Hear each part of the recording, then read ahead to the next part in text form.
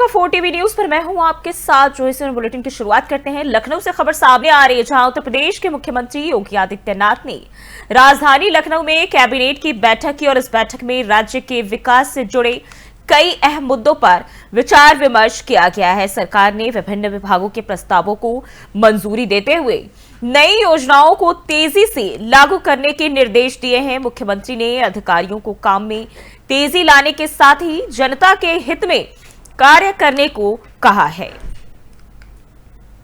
तो लखनऊ में योगी कैबिनेट की अहम बैठक जहां कई चीजों को लेकर बातचीत और साथ ही साथ सरकार ने इस दौरान तमाम जो विभाग के मंत्री हैं और उन्हें काम में तेजी लाने के निर्देश दिए हैं, योजनाओं में गति देने के निर्देश दिए हैं।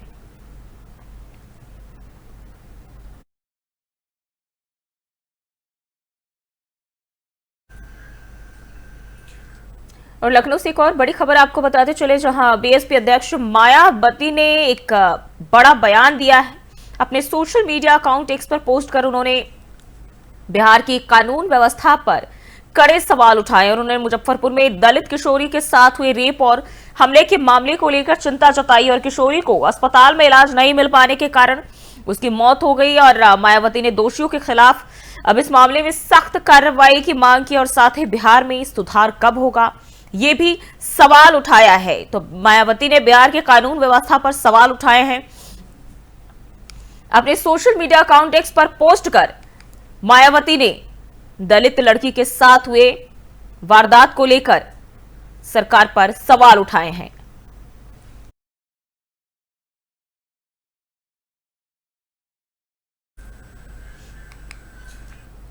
बढ़ते आगे, अयोध्या में श्री राम जन्मभूमि मंदिर के पहले तल पर राम दरबार में प्राण प्रतिष्ठा समारोह को लेकर श्रद्धालुओं की भारी भीड़ उमड़ रही है और यह धार्मिक आयोजन 2 दिनों तक चलेगा।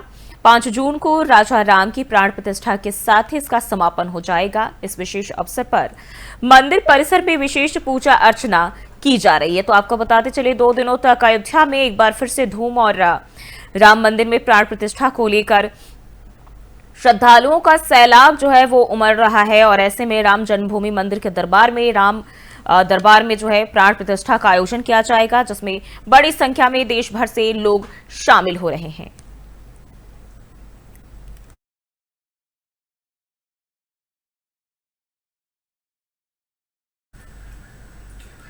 और अयोध्या में ज्येष्ठ मास के चौथे बड़े मंगलवार को आस्था का सैलाब उमड़ पड़ा। हनुमानगढ़ी मंदिर में सुबह से ही श्रद्धालुओं की लंबी कतारें लगी रही। भक्तों ने बजरंगबली के दर्शन कर पूजा अर्चना की और मनोकामनाएं भी मांगी। इस दौरान सुरक्षा के व्यापक इंतजाम देखे गए और इसी बीच मंदिर परिसर में भक्ति और श्रद्धा का अनोखा नजारा देखने को मिला।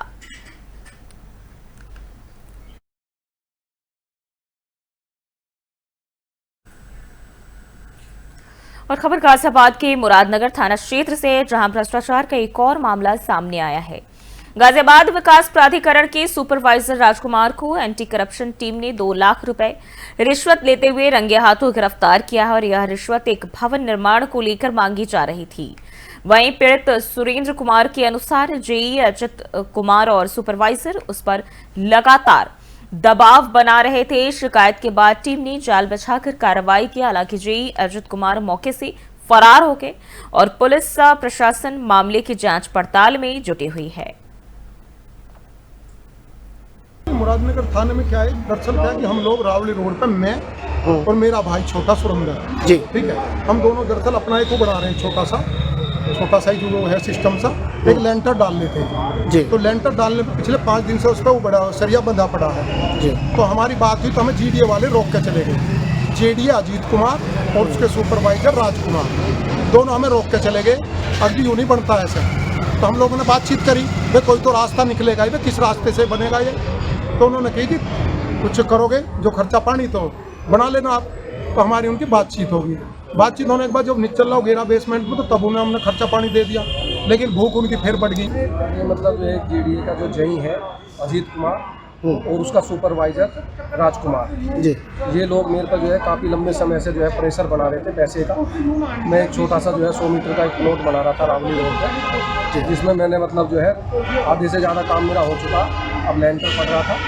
तो लेंटर आते हुए मशीन को जो है रोक दिया इन्होंने कि यहाँ जब तक हमें पैसे ना दे देगा जब तक तेरा जो काम नहीं चलेगा। ठीक है जी, मैंने बड़ी खुशामद करी, हाथ में न जोड़ी, लेकिन नहीं माने। आखिरकार उन लोगों ने मेरा मतलब काफ़ी नुकसान कर दिया। गाजियाबाद से एक और खबर आपको बताते चले, जहां लोनी विधायक नंदकिशोर गुर्जर ने ईद को लेकर डीसीपी ग्रामीण को पत्र लिखते हुए लोनी में एयरक्राफ्ट ऑर्डिनेंस और पशुधन अधिनियम 1960 के कड़ाई से पालन करने की मांग की है। और उन्होंने दावा किया कि ईद के मौके पर माहौल बिगाड़ने के लिए गौवंशों की हत्या कराई जा सकती है। विधायक ने मुस्लिम समुदाय से इको फ्रेंडली ईद मनाने की अपील भी की और कहा कि लोनी में कच्ची घरों का संचालन और हड्डी एकत्र करना प्रतिबंधित है, जिसे राष्ट्रद्रोह की श्रेणी में माना जाता है। लोनी के अंतर्गत एयरक्राफ्ट ऑर्डिनेंस लगता है।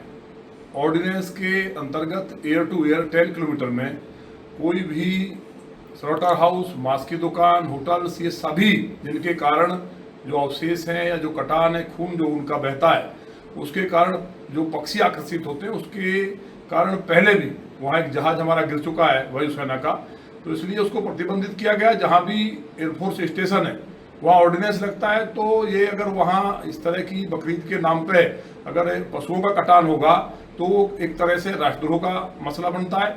और मुझे उम्मीद है कि जिस तरह मुस्लिम भाइयों ने पिछले वर्ष इको फ्रेंडली ईद मनाते हुए वहाँ केक का बकरा बनाकर काटा था, सांकेतिक रूप से अपना त्यौहार को मनाएं और हम सब लोग उनके साथ हैं, लेकिन किसी भी कीमत पे वहाँ अगर ये सब कटान करने का प्रयास किया गया, पशुओं का किसी भी प्रकार का, और कई बार तो गोवंश का कटान भी कुछ लोग माहौल बिगाड़ने के लिए करते हैं, तो पुलिस की ड्यूटी है, मैंने पुलिस को कहा है कि सख्ती के साथ कार्रवाई करें, कोई किसी प्रकार। और बढ़ते आगे, कानपुर से एक बड़ी जानकारी आपको बताते चले, बिकरू हत्याकांड के मुख्य आरोपी को जमानत, जयकांत वाजपेयी को हाईकोर्ट से सशर्त जमानत मिली है। 2020 की वारदात में 8 पुलिसकर्मियों की मौत हुई थी और अब इस मामले में जमानत मिल गई है। तो ये जानकारी कानपुर से आपको बताते चले, जहां बिकरू हत्याकांड के मुख्य आरोपी जयकांत वाजपेयी को कोर्ट ने सशर्त जमानत दे दी है। और यह हत्याकांड साल 2020 में हुआ था, जिसमें 8 पुलिसकर्मियों की मौत हुई थी। और इस मामले में विकास दुबे, जो कि मुख्य आरोपी था, पुलिस एनकाउंटर में मारा गया। हाईकोर्ट ने जमानत पर कड़ी शर्तें भी लगाई है, जिसमें हर गवाही की तारीख पर जयकांत की उपस्थिति अनिवार्य होगी। इसके साथ ही अगर साक्ष्यों से कोई छेड़छाड़ या गवाहों को धमकाने का पता चलता है तो जमानत रद्द की जा सकती है। और जमानत का उल्लंघन होने पर सेशन कोर्ट जयकांत पर फैसला लेगी। तो बिकरू हत्याकांड के मुख्य आरोपी को अब जमानत, कई सारे इसमें आरोपी थे, जिसमें अगर हम बात करें तो विकास दुबे पुलिस एनकाउंटर में मारा गया, लेकिन अब बिकरू हत्याकांड का एक और जो आरोपी है उसे हाईकोर्ट की तरफ से जो है जमानत दे दी गई है। और जयकांत वाजपेयी को हाईकोर्ट से सशर्त जमानत दी गई, कई सारी शर्तें भी रखी गई हैं। बिकरू कांड विकास दुबे मामले में हमारे क्लाइंट जयकांत वाजपेयी को 192/2020 थाना चौबेपुर कानपुर नगर में अभियुक्त बनाया, जिसमें 8 पुलिस वालों की हत्या हुई थी। माननीय उच्च न्यायालय ने आज सुनवाई हुई। कोर्ट ने जयकांत वाजपेयी को बड़ी राहत देते हुए उनकी जमानत अर्जी मंजूर की। कोर्ट ने कहा कि 102 विटनेस में से केवल 13 विटनेस का ही एग्जामिनेशन हुआ है और पिछले 5 साल से अभियुक्त जयकांत वाजपेयी जेल में बंद है। कोर्ट ने यह भी माना कि जयकांत वाजपेयी का इस घटना से कोई लेना देना नहीं था, ना ही उनकी मौजूदगी का कोई सबूत था। इस केस में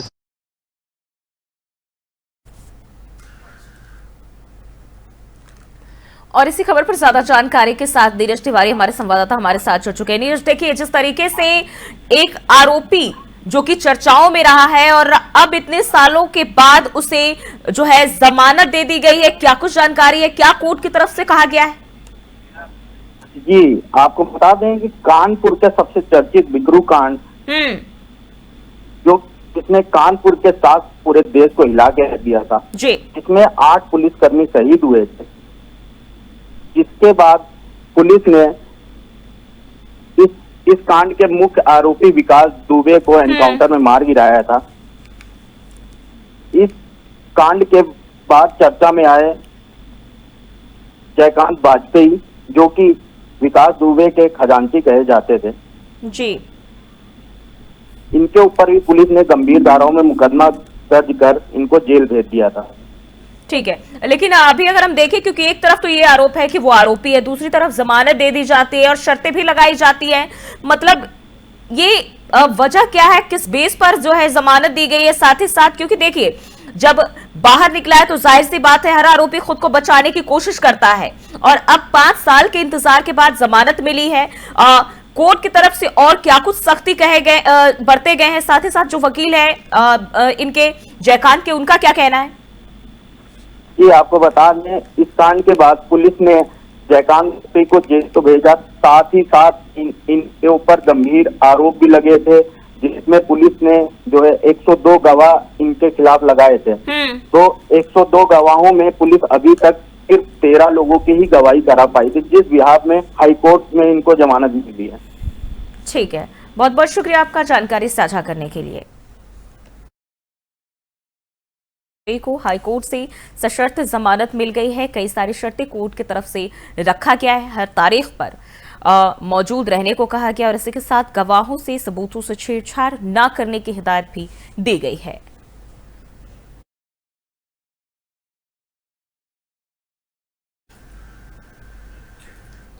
बढ़ते आगे, उत्तर प्रदेश के बागपत में सेना के जवानों के द्वारा की गई कथित तोड़फोड़ का मामला सामने आया है। आरोप है कि एक लेफ्टिनेंट कर्नल के साथ ट्रक में सवार होकर आए फौजियों ने बड़ौद के वाजिदपुर इलाके में एक मकान में जमकर तोड़फोड़ की और बताया जा रहा है कि पूरा मामला पारिवारिक विवाद से जुड़ा हुआ है। पुलिस ने इस घटना की रिपोर्ट रक्षा मंत्रालय और दिल्ली स्थित सेना मुख्यालय को भेज दी है। आरोप है कि फौजी मकान का गेट तक तोड़कर उसे सेना की गाड़ी में लेकर चले गए। तो बागपत से ये जानकारी, जहां फौजियों ने मकान में जमकर तोड़फोड़ की है, बताया जा रहा है कि एक ट्रक जो सेना के जवान है वो आए और पारिवारिक विवाद में ये तोड़फोड़ करने की वजह बताई जा रही है।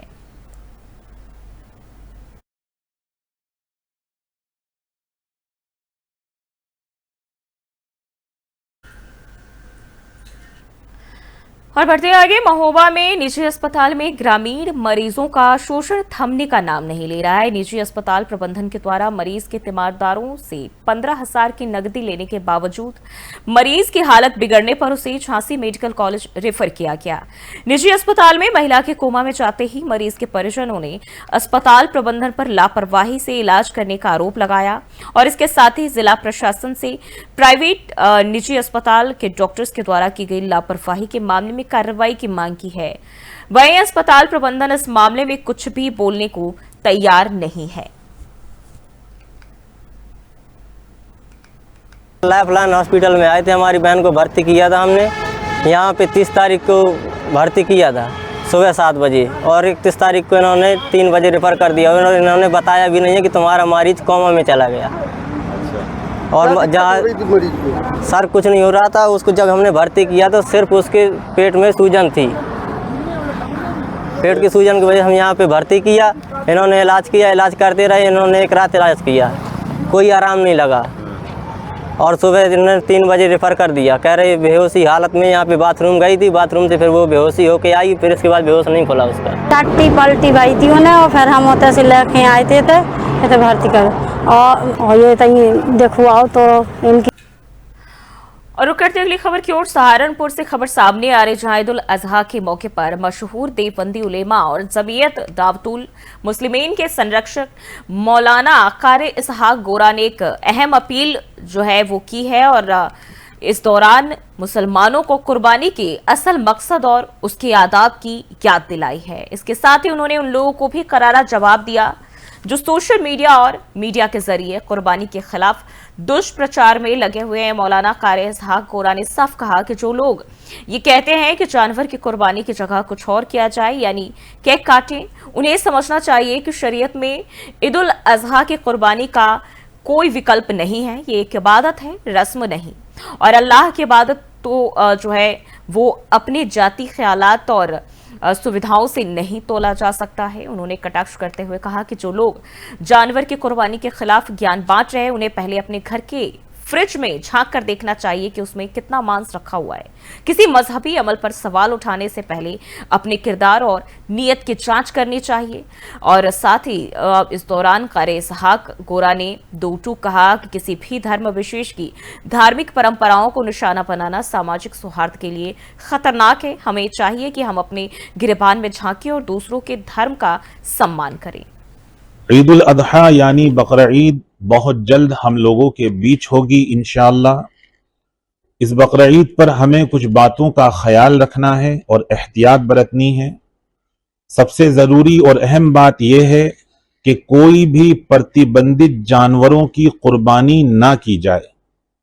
दूसरी और अहम बात यह है कि कुर्बानी के फोटोज, वीडियोज सोशल मीडिया पर अपलोड ना किए जाएं। साफ सफाई का ख्याल रखें। हमें याद रखना चाहिए कि कुर्बानी जहां वाजिब है तो साफ सफाई भी रखना वाजिब है, जरूरी है। एक वाजिब के लिए दूसरे वाजिब को नजरअंदाज ना किया जाए। कुर्बानी के बाद जो उसके अवशेष हैं यानी फुजला हैं, उसको नगर निगम, नगर पालिका या पंचायत की तरफ से मुतय्यन की गई जगह पर ही डलवाएं।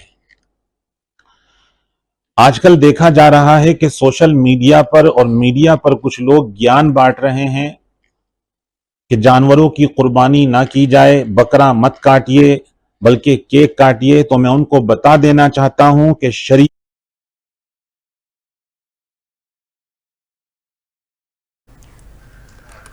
और इसी खबर पर ज्यादा जानकारी के साथ नीरज सिंघल हमारे संवाददाता हमारे साथ जुड़ चुके हैं। नीरज, देखिए, एक तरफ ये कहा जाता है कि किसी भी मासूम जानवर को ना मारा जाए, उसके कुर्बानी जो है वो ना दिया जाए, लेकिन वहीं दूसरी तरफ मौलाना का ये बयान कैसे देखा जाए? आपको बता दूं, ये जो मौलाना है काजी इसहाक गोरा, ये देवबंदी उलेमा है और मुस्लिम मामलों के जानकार माने जाते हैं। और देवबंदी उलेमा जो है मुस्लिम जगत में इनका नजरिया एक अहम स्थान रखता है जी। इनका कहना यह है कि कुर्बानी का शरीयत में कोई भी विकल्प नहीं है। और कुर्बानी जो है एक जो ईद उल अजहा पर जो दी जाने वाली कुर्बानी है, ये एक इबादत है, न कि रस्म जी। रस्म में चूंकि इबादत के अंदर कोई भी इंसानी ख्यालात या फिर सुविधाओं को नहीं देखा जाता है। इसमें तो केवल और केवल जो जैसे चलता आ रहा है अभी तक वैसे ही चलेगा। और जो इस तरह के जो ज्ञान लोग दे रहे हैं इसके प्रति जो है इन्होंने रोष प्रकट किया है। इनका कहा है कि जो लोग केक काटने वाली है उसकी बातें करते हैं वो गलत करते हैं, नहीं करनी चाहिए। लेकिन देखिए, एक तरफ ये बयान दे रहे, दूसरी तरफ सरकार भी यही कह रही है कि इस तरह की कोई भी जो चीजें हैं वो ना किए जाए, शांति से जो पर्व है वो मनाए, लेकिन शांति से किसी की जान ना लिए जाए। इन चीजों को लेकर तमाम सरकार भी जो है लगातार समय समय से गाइडलाइंस भी जारी करती रही, निर्देश भी देती रही है, लेकिन बावजूद इसके इस तरह के बयान देखें तो कई सारे मौलाना जो है वो अपनी बात खुलकर रखते ही आ रहे हैं। अभी तक दरअसल जो इसके सरकार के भी जो बयान आए हैं वो इस तरह के आए हैं कि प्रतिबंधित पशुओं की कुर्बानी ना दे, कुर्बानी ना दे, ऐसा कोई बयान अभी तक सरकार की ओर से नहीं आया है। केवल और केवल ये कहा गया है कि आप प्रतिबंधित पशुओं की कुर्बानी ना दें, और वो जो है जहाँ पर उसके निर्धारित स्थान है, जो इसके अवशेष है, वो एक जहाँ भी नगर निगम या नगर पालिका का जो भी एरिया है जो जहाँ पर निर्धारित किया गया है वहां पर आप उसके अवशेष फेंकें।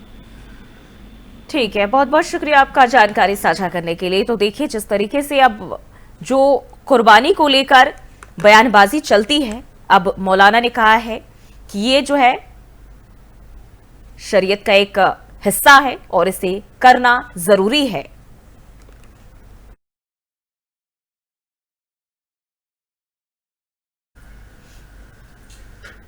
और वहीं रायबरेली के ऊंचाहार क्षेत्र में उस वक्त हड़कंप मच गया जब प्रेमिका से नाराज एक युवक 40 फीट ऊंची ट्रांसमिशन लाइन पर चढ़ गया और युवक तारों के बेहद करीब जाकर बैठ गया, जिससे उसकी जान को गंभीर खतरा भी हो गया। और वहीं मौके पर पहुंची पुलिस और फायर ब्रिगेड की टीम ने घंटों की मशक्कत के बाद युवक को सुरक्षित जो है नीचे उतारा है। घटना उसरैना गांव की बताई जा रही है। तो ये तस्वीरें भी सामने आई है और युवक 40 फीट ऊंचे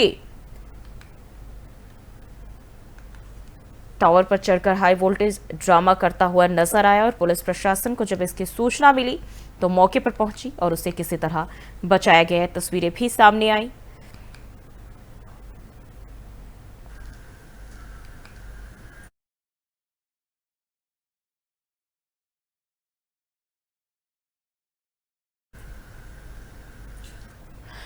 बढ़ते आगे, बिजनौर के धामपुर थाना क्षेत्र में एक दिल दहला देने वाली वारदात सामने आई है, जहां जाति छुपाकर शादी करने पर नाराज ससुर और बेटी ने मिलकर दामाद कमल की हत्या कर दी। पुलिस ने आरोपी ससुर महिपाल और पत्नी अर्चना को गिरफ्तार कर लिया है। ससुर ने कबूला है कि सामाजिक बदनामी के डर से उन्होंने इस वारदात को अंजाम दिया और पुलिस फिलहाल मामले की गंभीरता से जांच कर रही है। तो ससुर ने दामाद की हत्या कर दी, जिसमें पत्नी भी शामिल थी और फिलहाल पुलिस ने जो है दोनों ही आरोपी को हिरासत में ले लिया है। मामले की जांच पड़ताल की जा रही है।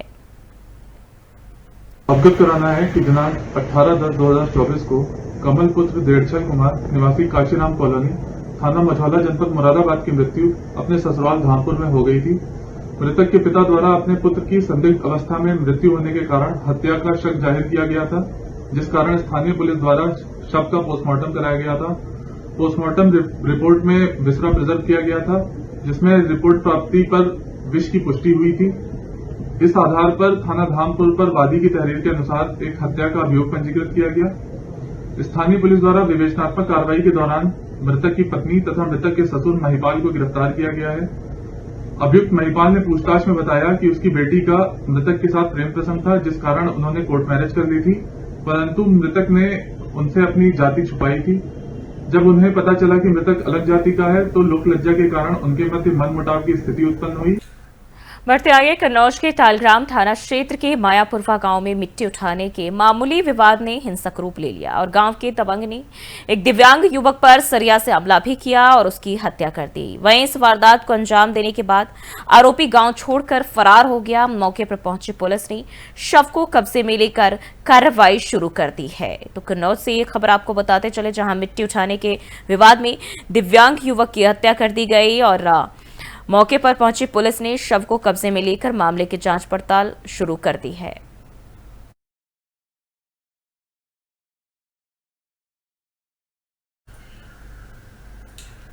और बिजनौर में जिलाधिकारी जसजीत कौर ने उत्तराखंड के सीमावर्ती गांवों को लेकर महात्मा विदुर सभागार में अहम बैठक की।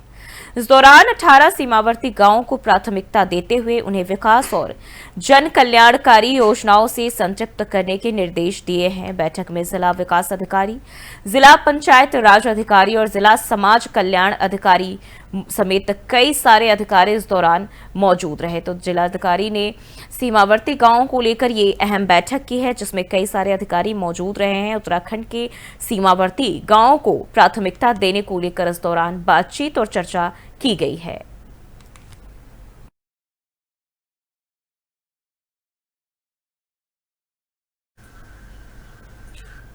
और रुक करते अगली खबर की ओर, अमरोहा जिले के मंडी धनौरा क्षेत्र के देहरा चक गांव में एक किसान के खेत में तेंदुए का सड़ा गला शव मिलने से हड़कंप मच गया।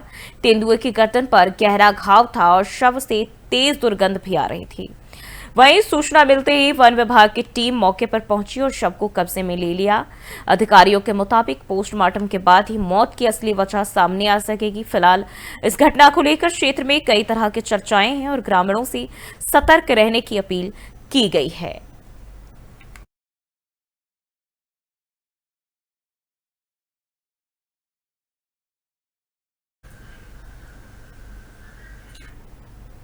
फिलहाल के लिए बुलेटिन में बस इतना ही। देश और दुनिया की तमाम खबरों के लिए देखते रहिए 4 TV न्यूज।